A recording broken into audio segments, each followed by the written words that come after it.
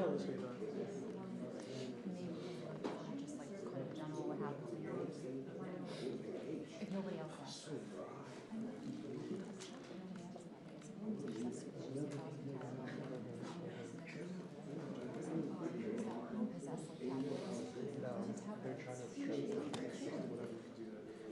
At some point I may get him to move around, so at that point, like, just feel free to pick Wait, him up. wait, stop. It's not hitting. It makes it so cheap. It's so wild.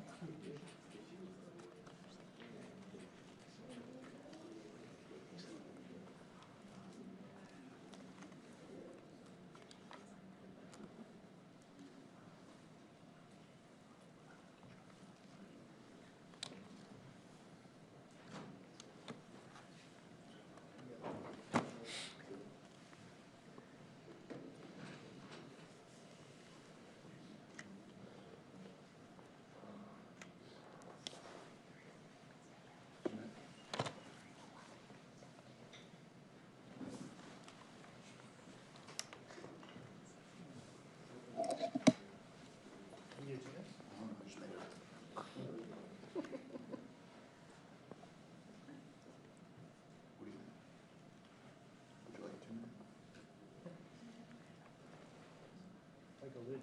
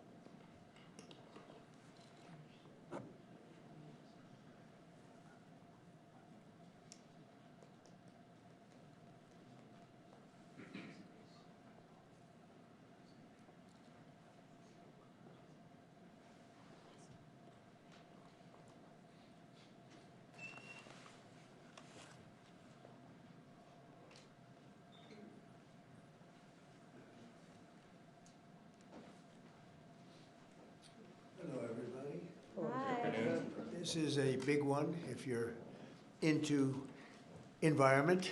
This is about as big as it gets, they tell me, and it's an honor to be here with a terrific person who's worked so hard on this and some other terrific people. Thank you very much.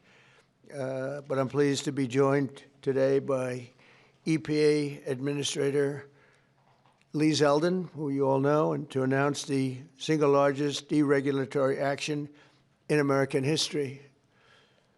That's a big statement, in American history, and I think we can add the words by far.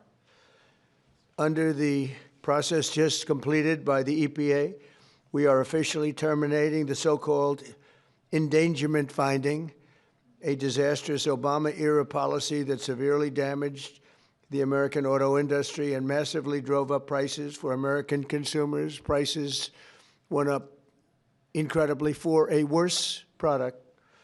This action will eliminate over $1.3 trillion of regulatory costs and help bring car prices tumbling down dramatically. You're going to get a better car. You're going to get a car that starts easier, a car that works better for a lot less money.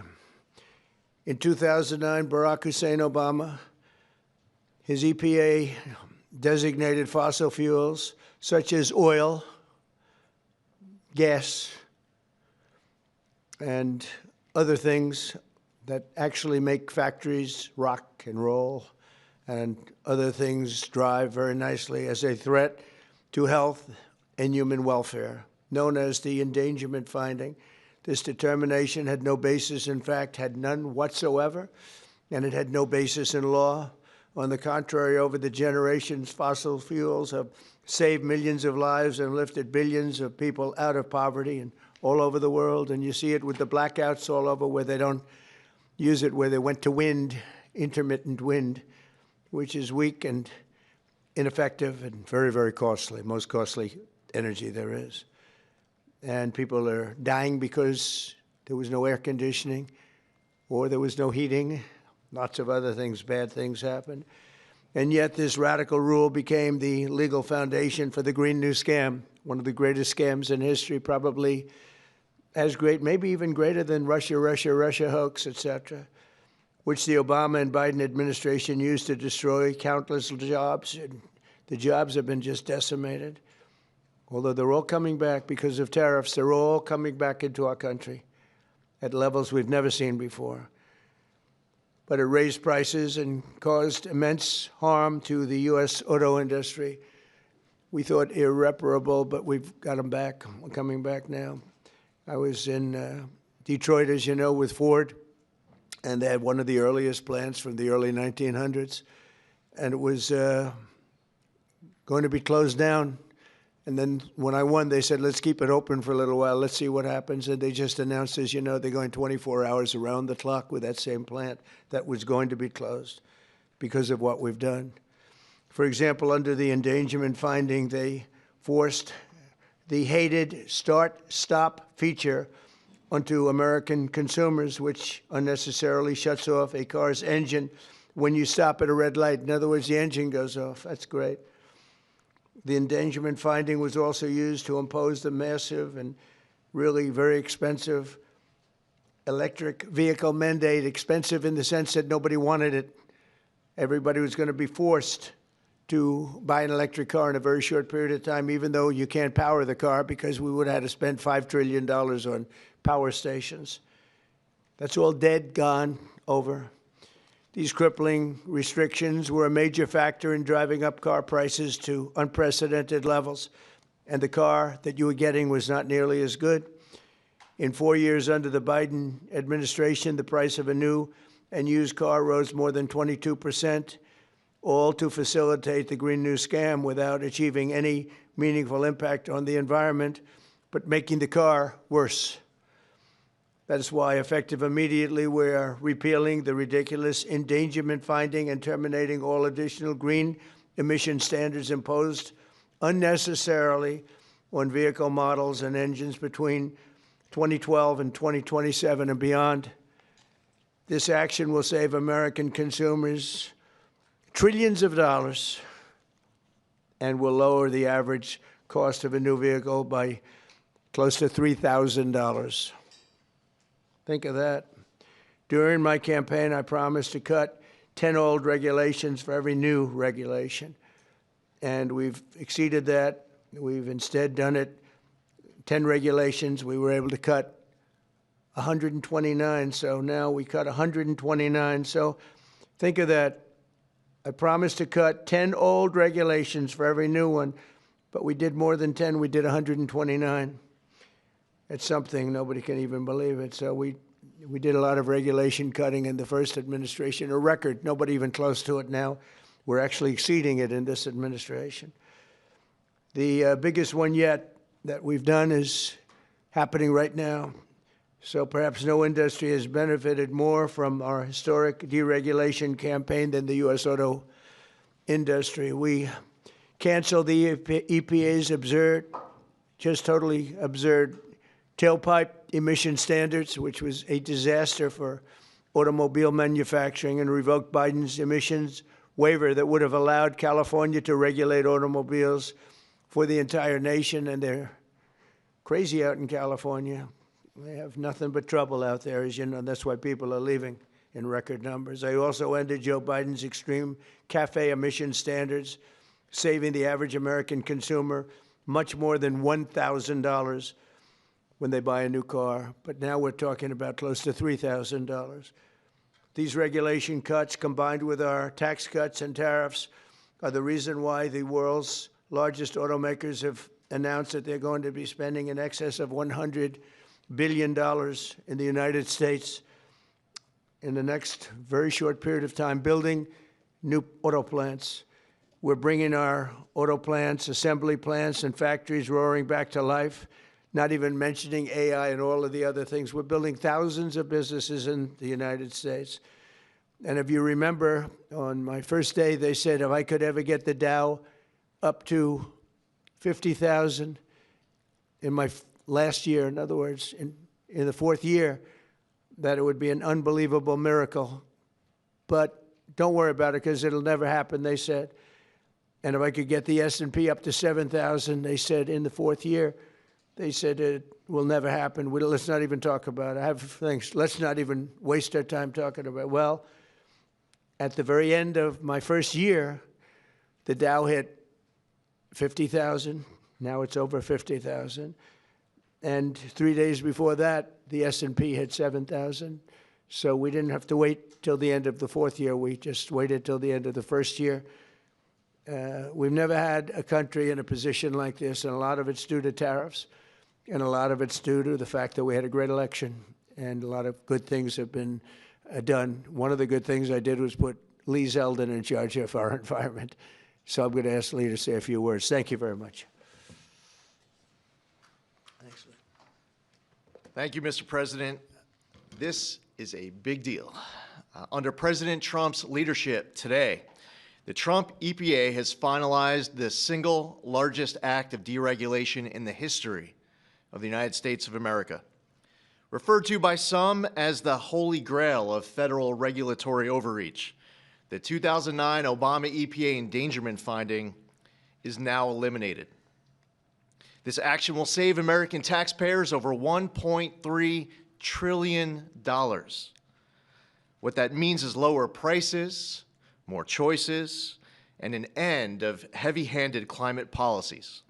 With today's announcement, American families will save over $2,400 for a new vehicle. 16 years ago, an ideological crusade within the Obama administration set off the most costly regulatory power grab our country has ever experienced. The 2009 Obama EPA endangerment finding led to trillions of dollars in regulations that strangled entire sectors of the United States economy, including the American auto industry. It claimed new powers over the vehicles we drive, even though the best reading of the Clean Air Act clearly states otherwise. The Obama and Biden administrations used it to steamroll into existence a left-wing wish list of costly climate policies, electric vehicle mandates, and other requirements that assaulted consumer choice and affordability. And who paid the biggest price? Hardworking families, small businesses, millions of Americans who just want a reliable, affordable car to get to work, take their kids to school, or go to church on Sunday. The endangerment finding and the regulations that were based on it didn't just regulate emissions. It regulated and targeted the American dream. And now the endangerment finding is hereby eliminated, as well as all greenhouse gas emission standards that followed. The red tape has been cut. Manufacturers will no longer be burdened by measuring, compiling, or reporting greenhouse gas emissions for vehicles and engines. And the forced transition to electric vehicles is eliminated. No longer will automakers be pressured to shift their fleets towards electric vehicles, vehicles that are still sitting unsold on dealer lots all across America. And as a cherry on top, we are ending the federal government's push to get manufacturers to install that Obama switch, the almost universally despised start-stop feature. There will be no more climate participation trophies awarded to manufacturers for making Americans' cars die at every red light and stop sign. It's over, done, finished. Under President Trump's leadership, vehicle manufacturers can once again build what Americans want, not what politicians and bureaucrats in Washington demand. President Trump campaigned on reviving the auto industry, and he continues to deliver win after win after win, ending electric vehicle mandates, getting rid of the Biden Cafe standards with Secretary of Transportation Sean Duffy, and securing massive new U.S. manufacturing investments and all of the jobs that come with it. Affordable cars mean opportunity. That means jobs, healthcare, education, and mobility, especially for working families and rural Americans who rely on their vehicles every single day. And this isn't just about making the American economy boom. It's also about restoring the rule of law, a fundamental principle of our great republic. For years, unelected bureaucrats twisted the Clean Air Act into something it was never meant to be. The Obama administration twisted itself into some kind of mental pretzel to invoke authority it didn't have and to sidestep Congress. They claimed that 6 greenhouse gas emissions from vehicles, some of which aren't even emitted from vehicles and trucks, contribute some amount above zero to global climate change, what they said endangered public health. But their wild web of mental leaps isn't prescribed in federal statute. The Obama EPA's House of Cards upended the best reading of the Clean Air Act, as well as 50 years of EPA precedent on what constitutes regulable air pollution. In the 16 years that intervened, the Supreme Court has established clear precedent in Loper Bright Enterprises and West Virginia versus EPA. And in light of these Supreme Court decisions and other developments, upon his swearing in last year, President Trump immediately tasked on day one submitting requirements, recommendations, research on the legality and continued applicability of the 2009 endangerment finding. And at Trump's speed, he wanted that research and recommendation turned around instantly. We looked at the Clean Air Act. We looked at what the highest court in the land had said, and we used a very simple metric. If Congress didn't authorize it, EPA shouldn't be doing it. Congress never voted for these climate mandates inside of Section 202 of the Clean Air Act. If Congress wants EPA to regulate the heck out of greenhouse gases emitted from motor vehicles, then Congress can clearly make that the law, which they haven't done for good reason. Today, we dismantle the tactics and legal gymnastics used by the Obama and Biden administrations to backdoor their ideological agendas on the American people. Following the plain language of the law, we have now realigned EPA's rulemaking to reflect the Clean Air Act exactly as it is written and as Congress intended, not as others might wish it to be. Where our predecessors focused on trying to make and please a few fear-mongering climate alarmists, the Trump EPA is making decisions to benefit all Americans based on common sense and reality. And the American people are tired of paying the price of political games. Last November, they voted for an administration that would listen to them. They told us that the price of a newer, safer vehicle was too high. They told us they didn't want cars that shut off at every red light. They told us dealers were sitting on lots filled with electric vehicles that nobody wanted or were buying. The Trump EPA listened. We heard you and we acted.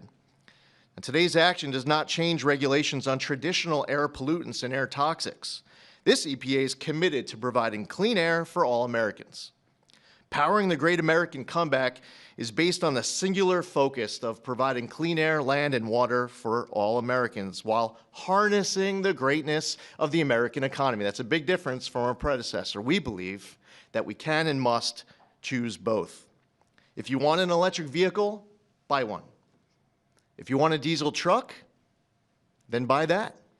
If you want a gas-powered vehicle or a hybrid, well, more power to you. That's what freedom and choice look like. We're restoring the rule of law, we're grounding policy in reality, we're giving power back to the American people. And we're bringing back the American dream stronger than ever before. EPA will never waver on its core mission of protecting human health and the environment, and this administration knows we can do that while ushering in the golden age of America. To recap, the 2009 Obama EPA endangerment finding and all greenhouse gas emission standards on light, medium, and heavy-duty vehicles that followed is eliminated. American families now will save over $2,400 for a new vehicle. Today, the single largest act of deregulation in the history of the United States, over $1.3 trillion, the elimination of the endangerment finding is signed, sealed, and delivered. Thank you, Lee. That was long, but good. It was good. Maybe I should say great. It was great, and we appreciate it. Would you have anything to say, Russ? Please. Thank you, Mr. President. Literally no other president would have done this to get at the foundations of the Green New Deal, so tremendously excited that we are where we are today. Great work by Lee. I'm a little worried that this next year will be, EPA alone will be dereg east by the number of things that are going to come out of EPA. So great work to the team. $1.3 trillion in savings, massive historical opportunity. Thank you. Thank you, Russ. Please. Would you like to speak? You're worthy of it. Good man. Thank you, Mr. President. Today is a historic day led by President Trump's leadership. No other president, as Russ said, would have undertaken this and at the speed we did. It was a great team effort. This is the model of the Trump administration, everyone working together, mission aligned. And Lee is also working on cleaning up the horrible situation with regard to farm equipment. You could use John Deere as an example and other companies where tractors are unbelievably expensive and don't work as well because of all of the environmental nonsense that was put on them. Also excavators, any equipment like that, bulldozers, Caterpillar tractor would be a beneficiary, I guess, but the people are going to be a beneficiary because the equipment's going to be a lot less expensive, and it's going to also, most importantly, it's going to work much better, much better. So we're working on that immediately as we speak. And we'll probably make it so that any of that equipment built in the United States will not have to go through this. If it's built outside, I think we'll probably leave the standard the same. If people are going to send us equipment, let them have that standard for whatever it's worth, which is not much. And I think that's a very big announcement, too, and we're going to see if we can get that done very quickly so that all of that equipment that we have made, including lawnmowers, et cetera, you won't have to go to the finest schools in the world in order to figure out how to operate it. Okay? So any questions, please? President Trump, thank you for this. And after this much applauded move to roll back the former EPA's endangerment finding, what additional steps do you plan on taking to scale back what many are calling climate industry scams? Specifically, and Secretary Zeldin knows about these wind turbines they're trying to bring to New York. Judges allowing them to be rebuilt right near your hometown in Jamaica, Queens. They're being called a national security threat for air traffic coming into the airport. What could you do to make sure these things don't destroy the environment? Well, we're trying to make sure it doesn't happen, and basically stopped all windmills in this country. It's the most expensive energy you can get. They're all made in China, a little bit in Germany, but mostly in China. And we're putting them all over our fields and ruining the fields and killing the birds and all of this. And the environmentalists say they like them, but they really are a tremendous eyesore. They've ruined. Europe has gone, as you know, it's gone to it. Europe isn't even recognizable anymore between immigration and because of, you know, environmental things like the windmills, which are taking over. The people hate them. The energy is by far the most expensive. And we're fighting very hard to make sure that they don't get built. I hope we don't have one built during my administration. We inherited some contracts where they've gone down the line a little bit. We're trying to terminate them for a lot of different reasons. One of the reasons, as you had mentioned, it's endangerment for the military. It's also endangerment for airliners. So we're trying to take care of those situations now. They should have never been allowed in the first place. Yeah, Mr. please. President, thank you so much for taking Sure. questions. What do you tell Americans who are concerned that the $1.3 trillion in savings does come at a cost to public health and the environment based on Yeah, science? I tell them, don't worry about it because it has nothing to do with public health. This was all a scam, a giant scam. This was a ripoff of the country by Obama and Biden. And let's say Obama started it and got it rolling. And a terrible ripoff. They'll have more money to spend for health care if you look at it. Now they can go out and spend it on something that's meaningful. And nobody's doing more for health care than the Republican Party. And that starts with the fact that prescription drugs are going to be coming down at numbers that nobody's ever seen before. They're falling. You know, we were paying the highest prices in the world by far, sometimes by 10 times more than other countries. Now we're going to be paying whatever the lowest price is anywhere in the world. We're going to be paying that. It's called favored nations, most favored nations. And I think it's the biggest thing to happen in this world, the world of medicine, prescription drugs, ever. There's never been anything like it. You know, if like in my third year, first term, I actually got prices down 1/4 or 1/8%, and I was so proud of myself because they were like that for years and years. And since under Biden, they went up very, very substantially. And now they're coming down by, depending on, you could say 500, 600, 700%, depending on the way you want to, or you could say 80%. It doesn't matter. They're coming down by numbers that nobody ever thought possible. I got it all done, and I got it all approved, and all of the countries all over the world are going to pay more. They've agreed to pay more because of tariffs. I said, if you don't do it, we're going to have to tariff you, and they've all agreed to do it. Otherwise, they would have never done it. That was why no president has ever been able to get it done. Please. Yeah, Mr. President, you took more than 600 deregulatory actions in your first year here. Coming from the business world, you know how unnecessary red tape can hinder business expansion, investment expansion. Given the magnitude of this announcement here today and the deregulatory action you took in your first year, how much economic growth can we expect to see as your term progresses? It's a great question. I think that it'll be enormous. Who knows really what the number is, but I can tell you in terms of economic growth, we have $18 trillion being invested in this country right now, the most ever of any country by far, not even close. Think of it, no matter where, not just here. $18 trillion is coming in, and that money is being spent right now as we speak in new plants and equipments. And you may have heard Lee mention, I mentioned also, that over $100 billion is going to be spent in this very short period of time just by foreign auto companies on building auto plants in the United States. The greatest thing that ever happened to the United Auto Workers. You know, the head man was not been nice to me, but now I understand he's saying this is the greatest auto president in history. But the auto workers gave me their vote, and they knew what I was doing, and they know what needed to be done.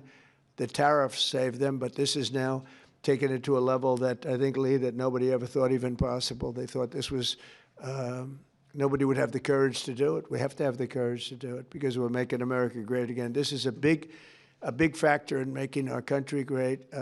If you look at some of these cars, they didn't even work. They had computers all over the place trying to save a half an ounce of fuel. We have fuel for the next 500 to 1,000 years under our feet, and they're trying like hell to save a half an ounce of fuel.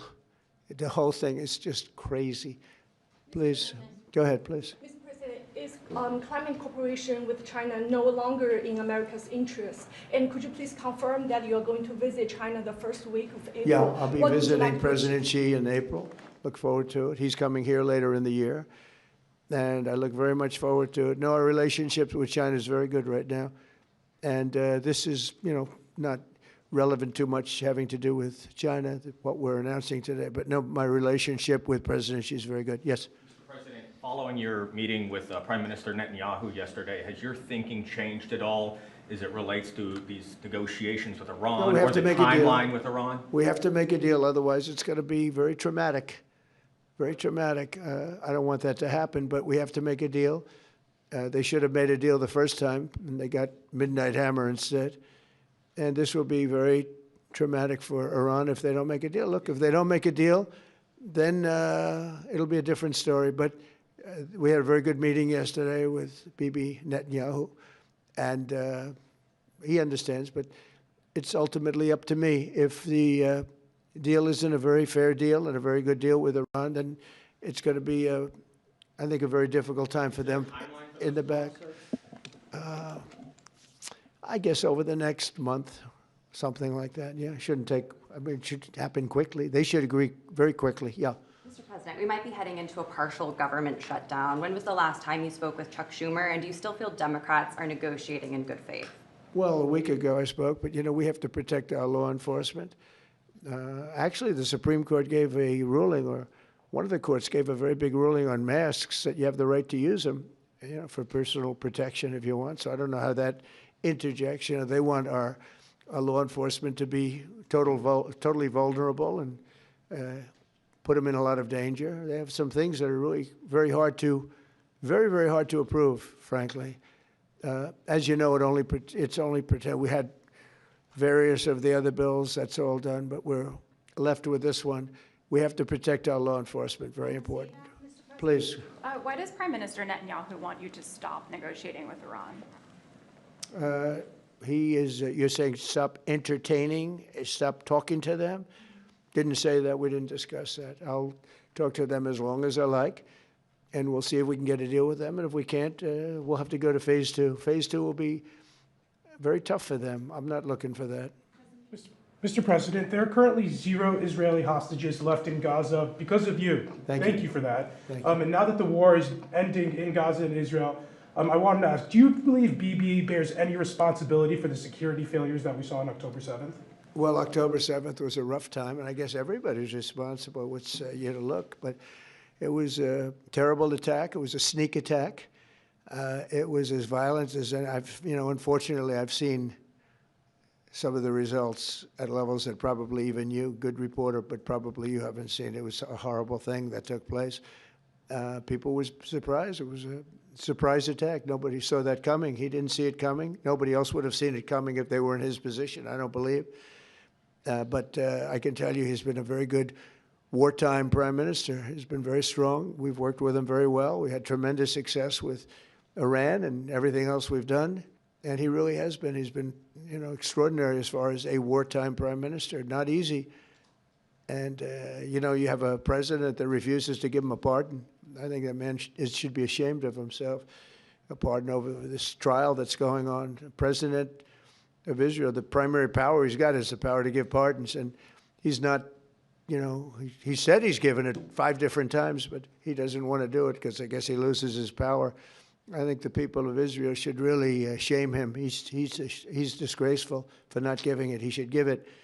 But Bibi's been a great wartime prime minister, and I've been the best friend to Israel I think that they've ever had. A lot of people say beyond presidents that they've ever had, and we will continue to be. Yes, ma'am. On the SAVE Act, Mr. President, voter ID polls very well nationally. Even the majority of Democrat voters want it. Right. So why do you think Senate Democrats are resisting the SAVE Act, and what is your strategy and realistic pathway to getting the SAVE Act passed to ensure free and fair elections for the next generation? It's such a great question. I appreciate it, actually, because it's called the Save America Act. We've changed the name. It's the Save America Act, and the Democrats are against it. I heard one of them saying, we will stop the Save America Act. No, we're trying to save America. And it has to do with largely voting. And basically, it's got 3 very simple points. It's got voter ID, photo ID, but voter ID with a photo, right? It's got the confirmation of U.S. citizenship. You have to be a citizen. So you have a vote, you have an ID. That's about a 99% one. And I think 90% with Democrats. Then you have confirmation U.S. citizenship. That's about a 99% one with Republicans, about 86% with Democrats, except Democrat politicians because they cheat on elections. And then you have no mail-in ballots. And there would be no mail-in ballots, very important. You know, we're the only country in the world that does a system like we do. We're the only country in the world that has mail-in ballots. The way we do this is unbelievable. It guarantees cheating. So it's no mail-in ballots with the exception of disability, illness, military, or if you're traveling, you can get an exemption. You know, if you happen to be out of the country for a good reason, you can have an exemption. So with exceptions, it's no mail-in ballots, and that will assure the security of our crooked elections. We have crooked elections, yeah. Mr. President, have you fired or disciplined that staffer who posted the video from your account that included the Obamas? No, I haven't. That was a video on, as you know, voter fraud, and fairly long video, and they had a little piece and had to do with the Lion King. It's been very well it's been shown all over the place long before that was posted, but that was a very strong, and I'm sure you saw it, a very strong piece on voter fraud, and the piece that you're talking about was all over the place many times, I believe for years. Yeah, please. Mr. President, were you aware that Secretary of Commerce visited Epstein's Island, and do you continue to have? No, I wasn't aware of it. No, I didn't.